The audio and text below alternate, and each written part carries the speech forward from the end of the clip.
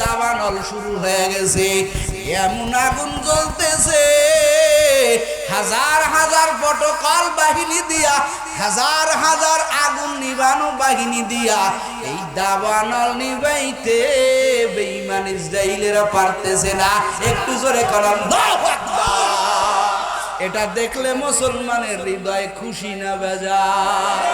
এটা আমাদের জন্য চরম খুশি।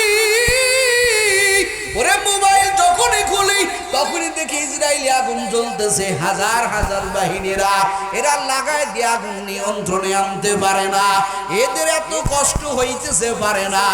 মনে করি আগুন তোরা কেমনে নিভাবি? আগুন তো জ্বলাইছেন কে? আরো আস্তে কর, কে? এই আগুন জ্বলাইছেন আমার মালিক। এই আগুন তোরা নিভাইতে পারবি না। এটা মুসলমানের একটা প্রশান্তির জায়গা, এটা মুসলমানদের একটা ভালোবাসার জায়গা। মুসলমান দেখবে মুসলমানদের কলিজা ঠান্ডা হবে।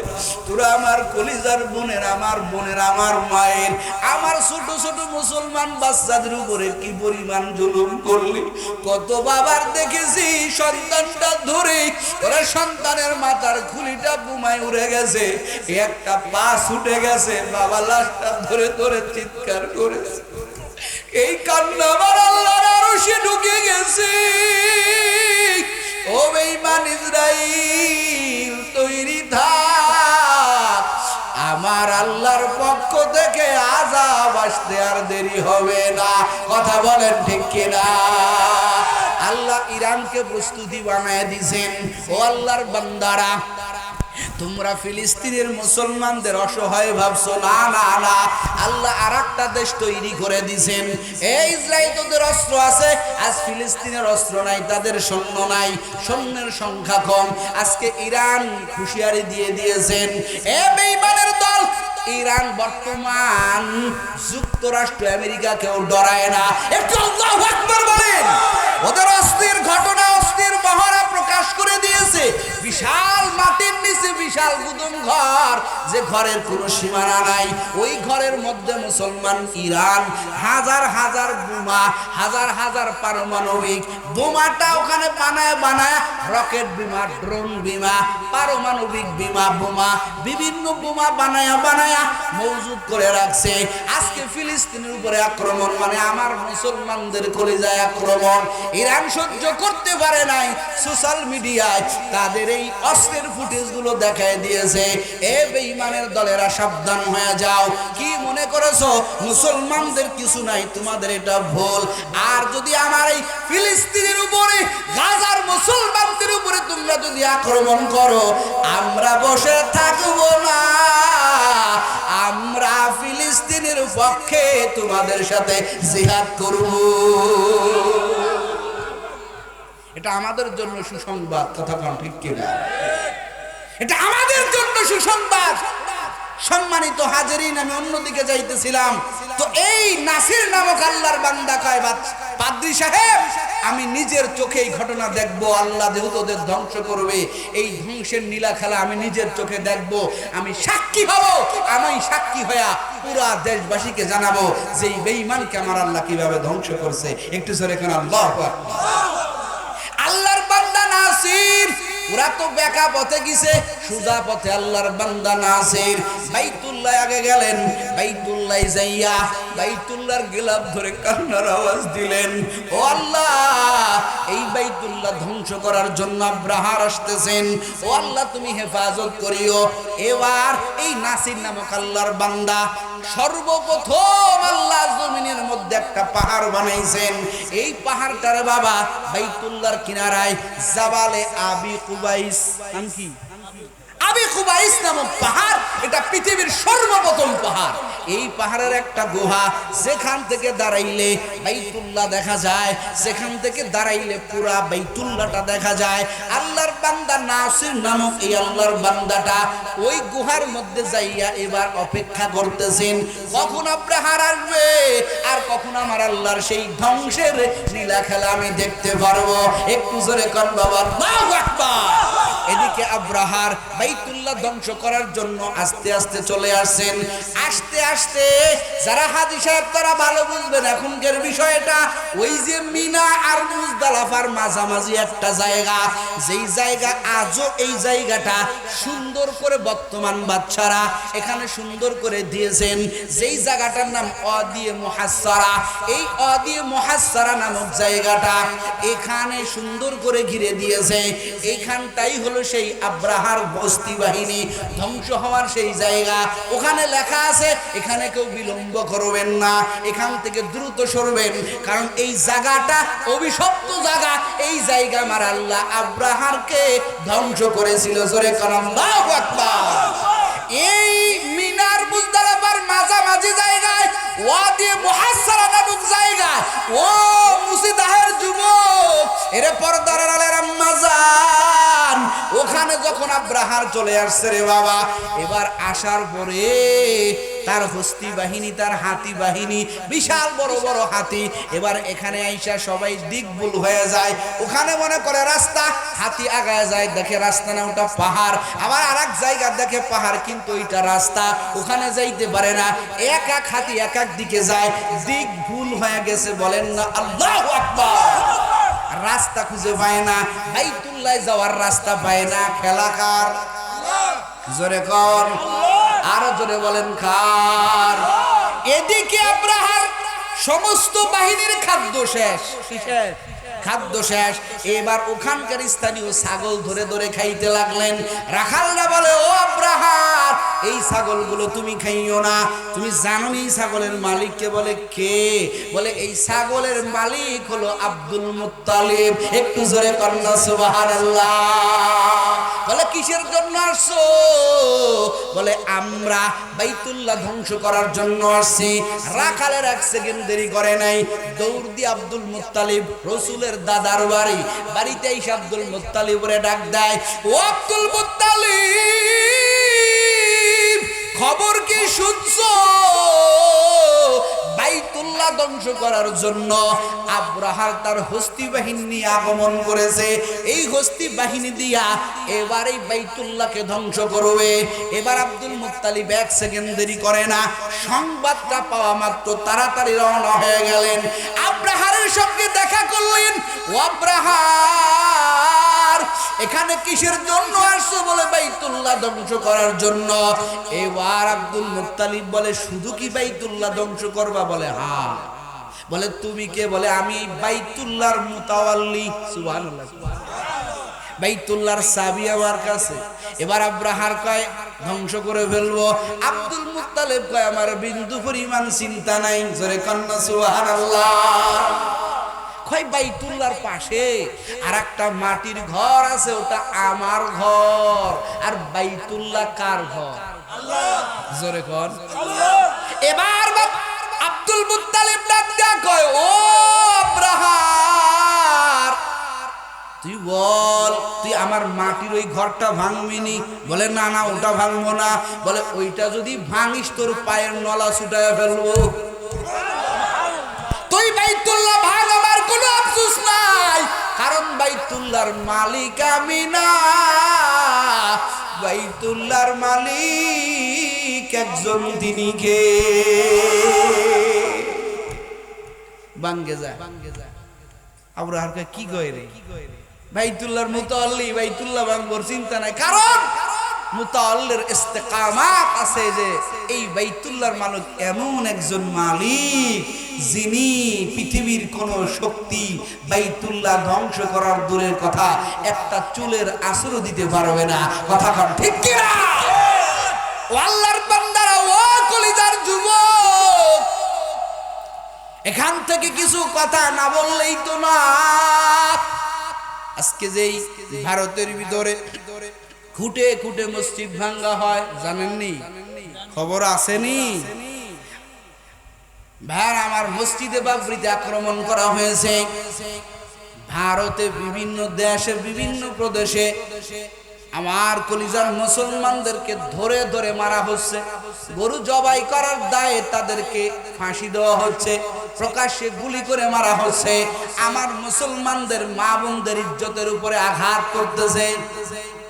এটা কিসের আভাস জানেননি? এরা মুসলমানকে দুর্বল ভাবছে, কিন্তু জানে না মুসলমানদের সাথে সবচাইতে বড় শক্তি কার শক্তি? জোরে বলেন কার? আরো জোরে বলেন কার? আল্লাহর শক্তি যার সাথে লাগে, আমার আল্লাহ বদরের রণাঙ্গনে 313 জন সাহাবীর সাথে আমার আল্লাহ এমন শক্তি লাগাই দিয়েছেন, বেঈমানদের 1000 বাহিনী 313 জনের সাথে পারে না। আল্লাহু আকবার বলেন করে। সম্মানিত হাজিরিন, বাইতুল্লাহর মুতাওয়াল্লি আব্দুল মুত্তালিব ডাক দেয়া কয়, তুমি পারলে বাইতুল্লাহ ধ্বংস করো, আমি তোমারে জোর করব না, তোমারে বাধাও দিব না। আব্দুল মুত্তালিব আব্রাহার এই কথা বইলা আসার পথে বাইতুল্লাহর কিনারায় ঢুকলেন, বাইতুল্লাহর কাছে গেলেন। বাইতুল্লাহর কাছে গিয়া দুটো হাত আল্লাহর দরবারে তুলে দিয়া কয়, রে মালিক, আমি সকালবেলা প্রতিদিন আমার ঘরে আগে ঝাড়ু দেই না, আমি তোমার ঘরটার মেরামত করি, তোমার ঘরে আগে আমি ঝাড়ু দেই। আব্দুল মুত্তালিব কয়েকটা শের বললেন, আল্লাহর দরবারে কান্না করে। তাফসীরে রুহুল মানির মধ্যে আসছে রে বাবা, যেটার অর্থ হলো, ও আল্লাহ, আমি আমার ঘরকে ঝাড়ু দেই না, আমি তোমার ঘরকে আগে ঝাড়ু দেই, তোমার ঘরকে আমি যত্ন করে রাখি, সুন্দর করে পরিপাটি করে রাখি। আল্লাহ, মানুষদের কাছে বলি ঘরটা আমার নাই, ঘরটার মালিক হলো তুমি। অদয়ার মালিক, তুমি মালিক হওয়ার পরে যদি এই ঘর কিছু হয়ে যায়, ও আল্লাহ, জনগণ তোমারই বলবে দুর্বল। ও আল্লাহ, আমি দেখাইতে চাই ঘরটা যেমন বড়, এই ঘরের মালিকও তেমন বড়। আল্লাহু আকবার জোরে বলেন, নারায়ে তাকবীর। আরে কলিজার যুবক, এবার আব্দুল মুত্তালিব কান্না করতেছেন, কান্না করতেছেন, কান্না করতেছেন, কান্না করতেছেন। এবার আমার আল্লাহ দেখে আব্দুল মুত্তালিবের কান্না তো বন্ধ হবে না। আল্লাহ তাআলা জানায় দেয়, আব্দুল মুত্তালিব রে, কান্না করবি না, আমি আল্লাহ এই আব্রাহার বাহিনীকে এমন ভাবে ধ্বংস করব, ওদের কোনো অস্তিত্বই খুঁজে পাওয়া যাবে না। আল্লাহ যখন এই সুসংবাদ দিয়া দিলেন, আব্দুল মুত্তালিব কয়, ঠিক আছে, আল্লাহ যেহেতু বলছেন তাহলে অবশ্যই বিষয়টা সত্যিই হবে। উনিও ওই জাবালে কুবাইস পাহাড়, মনে আছে তো, যেই গর্তের মধ্যে ওই ইয়ামান থেকে এক যুবক, নাম কি? নাসির। নাম কি? কথা কন না, নাম কি? নাসির নামক যুবক আগের থেকে এসে বসে আছে। আর এদিকে আব্দুল মুত্তালিব আজকে আল্লাহর থেকে সুসংবাদ শোনার পরে উনি ওই গুহার মধ্যে ঢুকলেন। দুজনের মাথার সাথে কটাস করে শব্দ হয়েছে, এই তুমি এখানে কে? বলে আপনি কে? বলে আমি ইয়ামান থেকে আসছি। কিসের জন্য? বলে ইয়ামান থেকে আব্রাহার এই বাইতুল্লাহ ধ্বংস করার জন্য আসছে। বলে আপনি কে? বলে আমি তো এই বাইতুল্লাহর মুতাওয়াল্লি আব্দুল মুত্তালিব। বলেন না সুবহানাল্লাহ। বলে আমাকে আল্লাহ জানাই দিয়েছেন এই বাইতুল্লাহ ধ্বংস করনেওয়ালা আব্রাহারকে আমার আল্লাহ ধ্বংস করবেন। এবার নাসির নামক আল্লাহর বান্দা বলেন, আমিও তো সেই ধ্বংস খেলা দেখার জন্য আসছি, একটু বলেন না বাবা আল্লাহু আকবার। আব্দুল মুত্তালিব ডাক দেয়া কয়, নাসির, আমি তো আজকে আসলাম, তুমি আরো 2 দিন আগে আসছো, বলো বলো কিছু দেখছো নাকি? তুমি তো 2 দিন আগে আসছো, তুমি কি কিছু দেখছো? বলে হ্যাঁ ও আব্দুল মুত্তালিব, আমি দেখেছি। বলে কি দেখছেন? বলে আমি দেখছি গভীর রাত্রে ওই আরবের থেকে কোথার থেকে যেন হাজার হাজার ঝাঁকে ঝাঁকে পাখি গভীর রাত যখন হয়ে যায়, ও আব্দুল মুত্তালিব, আমি তাকায় তাকায় দেখি সুন্দর সুন্দর আসমানটা, সুন্দর এই আসমানটা হঠাৎ করে পাখির দ্বারা পরিপূর্ণ হয়ে যায়। এই পাখির দল ছোট ছোট পাখি, সুরমার কালারের পাখি। এই পাখির পায়ের পাতা লাল বর্ণের, এই পাখির ঠোঁট দুটো লাল বর্ণের। তাফসীরে রুহুল মাআনির মধ্যে লেখেন এই পাখির এক একটা ঠোঁটে এক একটা করে পাথর, দুই পায়ে দুইটা পাথর, এক একটা পাখির কাছে তিনটা করে পাথর। এই পাখি আমি দুটো রাত্রিবেলা দেখেছি। গভীর রাত যখন হয়ে যায় বাইতুল্লাহর চতুর্দিকে একটা চক্কর দেয়। আল্লাহু আকবার।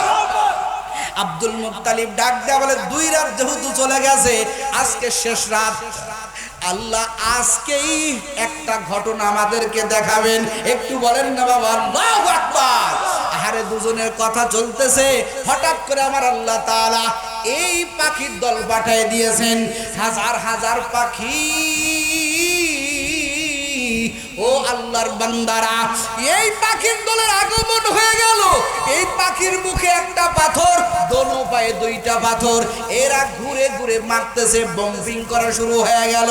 এবার আল্লাহর 2 বান্দা আব্দুল মুত্তালিব আর নাসির নামক আল্লাহর বান্দারা তাকাইয়া তাকাইয়া দেখতেছেন ওই আবাবিল পাখির ওই পাথরের আঘাতে নিচের সব কিছু আমার আল্লাহ মুহূর্তের মধ্যে আমার আল্লাহ ধ্বংস করে দিলেন।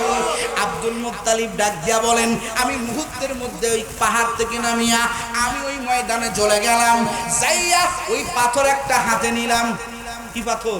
ওই পাথর যেই পাখির দলেরা ওই পাথর হাতে নিয়েছে। হাতে নেওয়ার পরে রে বাবা, এখন পাথরটা নাড়াচাড়া করে দেখে যে এই পাথরটা আরবি দেশ, পাথরেরই দেশ। কথা হয় না?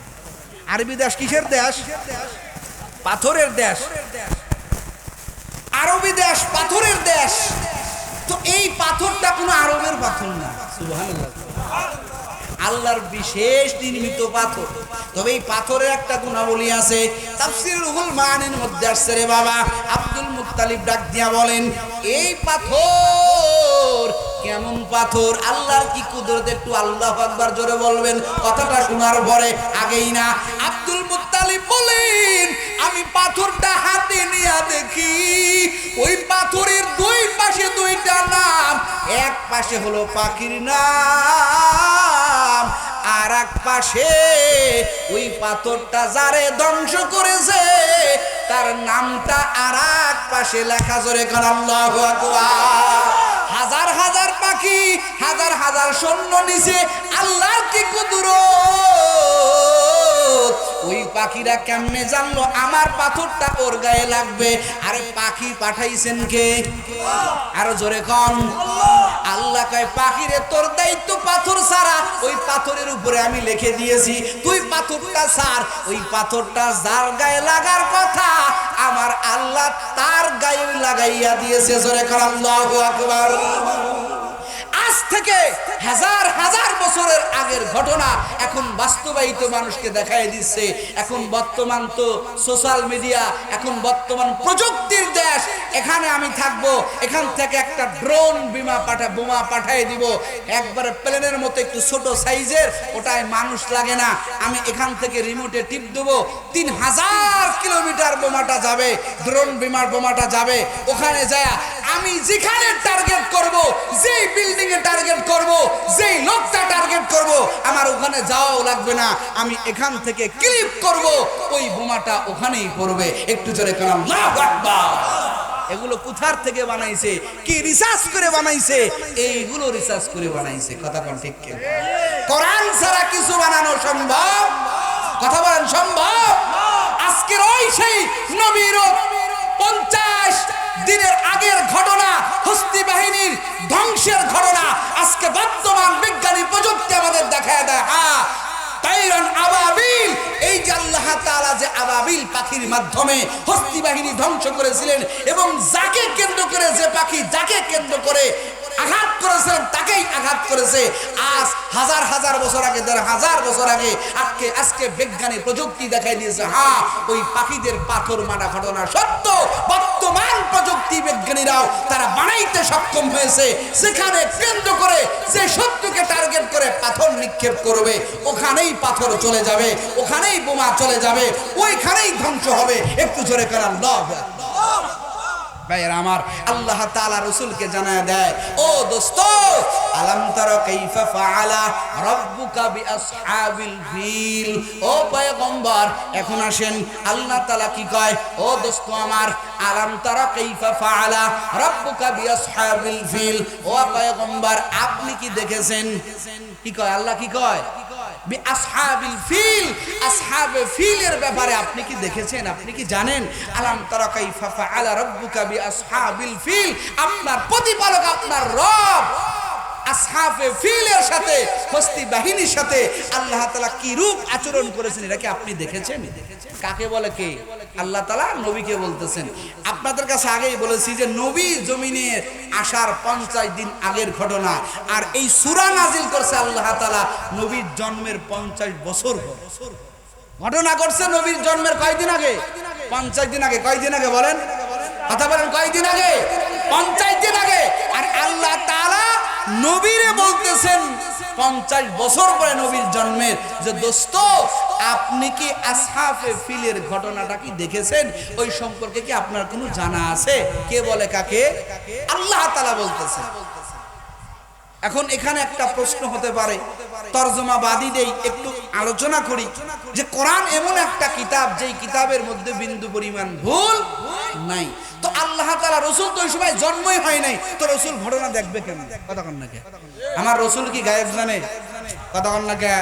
এই যে আকীদার বিষয়টা খেয়াল করেন, এখান থেকে অনেকে বলে যে রাসূল গায়েব জানে, দেখেই বলা হয়েছে আলাম তারা। এটা ভুল। একমাত্র গায়েবের মালিক কে? যারা বলেন কে? রাসূলকে রাসূলের আসনে বসাইয়া সম্মান করতে হবে। রাসূলকে আল্লাহর আসনে বসানো যাবে? কথা বলেন, যাবে? আলিমুল গায়বি ওয়াশ শাহাদাতি হুয়ার রাহমানুর রহিম। একমাত্র গায়বের মালিক কে? কিন্তু আমার আল্লাহ কয়, দোস্ত, আপনি কি জানেন আমি হস্তি বাহিনীর সাথে কিরকম আচরণ করেছি? আমার নবী তো ওই সময় ছিলেন না। মুফাসসিরে কেরাম বহু ব্যাখ্যা করেছেন। একদল মুফাসসিরে কেরাম বলেন, খুব খেয়াল, একদল মুফাসসিরে কেরাম বলেন এখানে আল্লাহ তাআলা আলাম তারা দ্বারা আল্লাহ তাআলা তারা বুঝান নাই, আল্লাহ তাআলা বলতেছেন আলাম তাসমা। ও দোস্ত, আপনি কি শুনেছেন? কারণ আমরা এখানে অনেকেই যুদ্ধের সময়, বাংলাদেশের স্বাধীনতার সময় আমরা জন্মগ্রহণ করি নাই, কিন্তু ওই সময়ের কাহিনী শুনেছি। কথা ভাই, শুনি নাই? বাপ দাদার মুখে শুনি নাই? বই পুস্তকে কি পড়ি নাই? বলে পড়ছি। বলে এখানে আল্লাহ তাআলা আলাম তারা দ্বারা আল্লাহ তাআলা বুঝাইতে চান, ও নবী আমার, আলাম তাসমা কাইফা ফাআলা রাব্বুকা বিআসহাবিল ফিল। ও পয়গম্বর, আপনি কি শুনেন নাই আল্লাহ তাআলা ওই হস্তি বাহিনীর সাথে কিরকম আচরণ করেছেন? এই একদল তাফসীর কারকরা বলেছেন, আর একদল বলে না না, কোরআনে যেটা বলেছেন আল্লাহ সেটাই উদ্দেশ্য নিয়েছেন। কারণ আল্লাহ তাআলা কোরআনে কোনো অনর্থক শব্দ ব্যবহার করেন? কথা কন না করেন?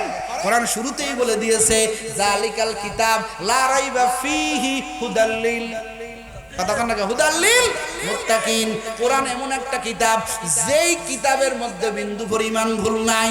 ও আল্লাহর বান্দারা, তাহলে কেন সবচাইতে বিশুদ্ধ মুফাসসির কেরামের মত হলো আল্লাহ তাআলা অবশ্যই আলাম তারা দ্বারা আমার আল্লাহ তাআলা ঠিকই বলেছেন।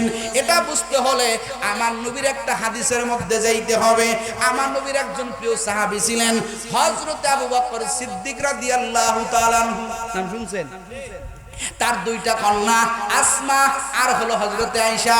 আয়েশার চাইতে আসমা হলো বড়। আসমা কি বড়? এই আসমা রাদিয়াল্লাহু তাআলা আনহার বয়স তখন 9 বছর। কয় বছর? 9 বছর। তো একটা ভিক্ষুক তার কাছে আয়েশা ভিক্ষা চায়। এই ভিক্ষুকটা এক আজীব ভিক্ষুক। আমগো দেশে ভিক্ষুক 3-4 দিন বা 5 দিন 7 দিন পরে একজন আসে। তো এই ভিক্ষুকটা প্রতিদিন আসমার বাড়িতে আইসা ভিক্ষা চায়। এখন আরবিতে কথাও কইতে পারে না, অনারবি মানুষ।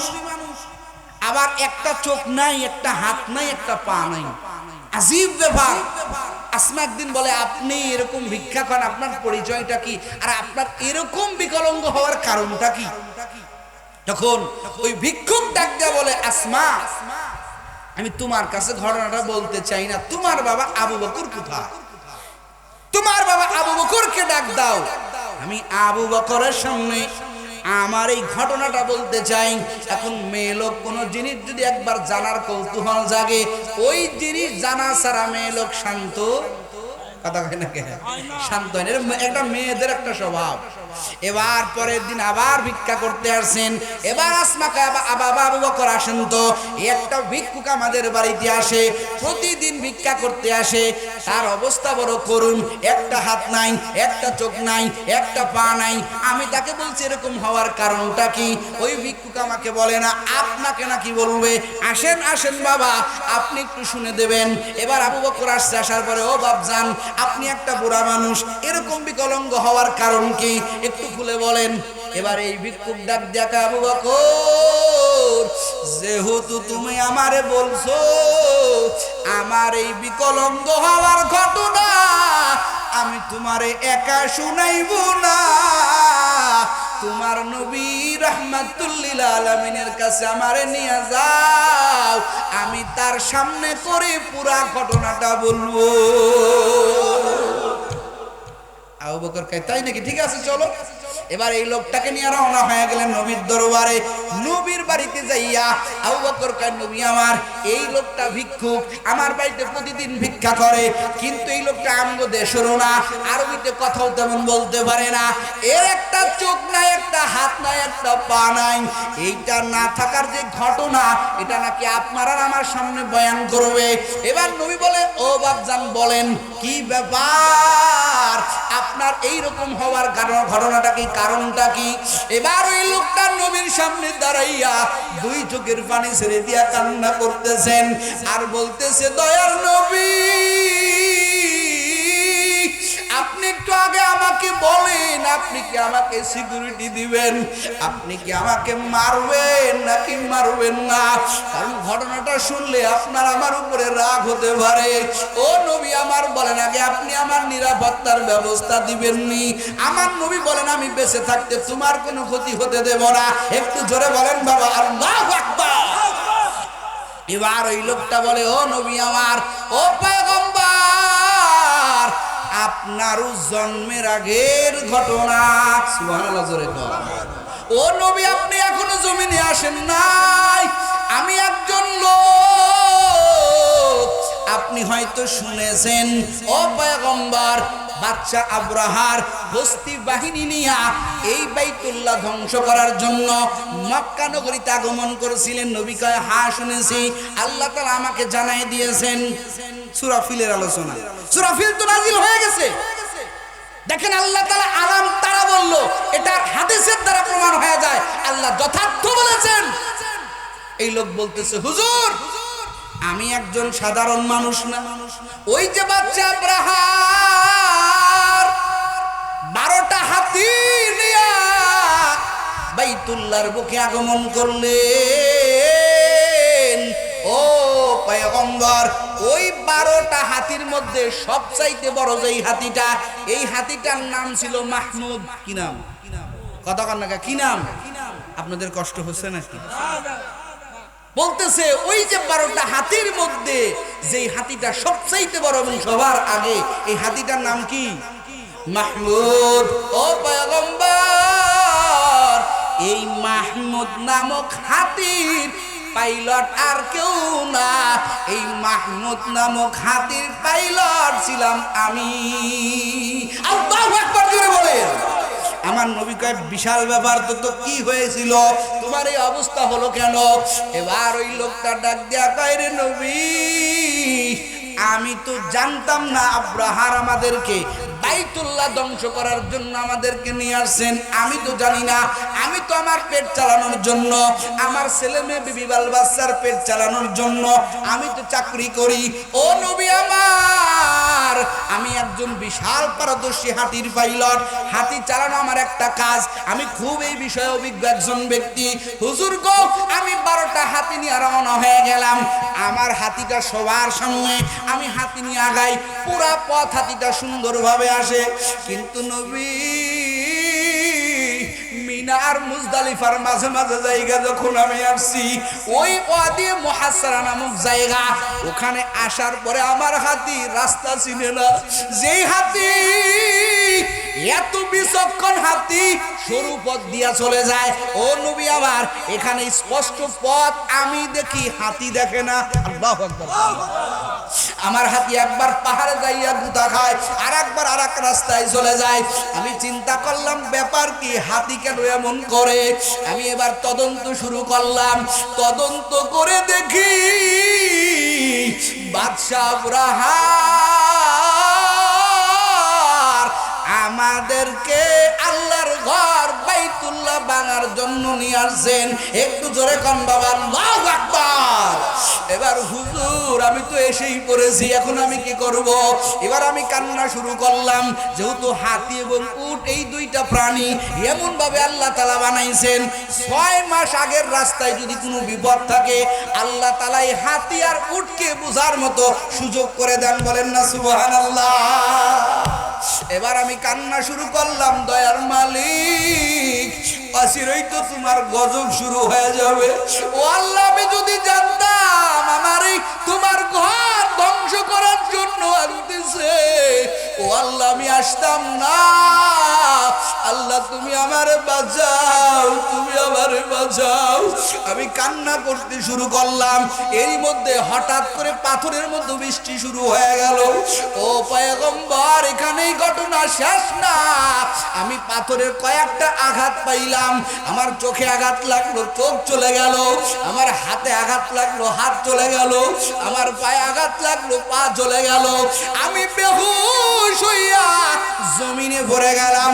ও নবী আমার, আমি জমিনে পড়ার পরে আমার একটু হুঁশ আছে।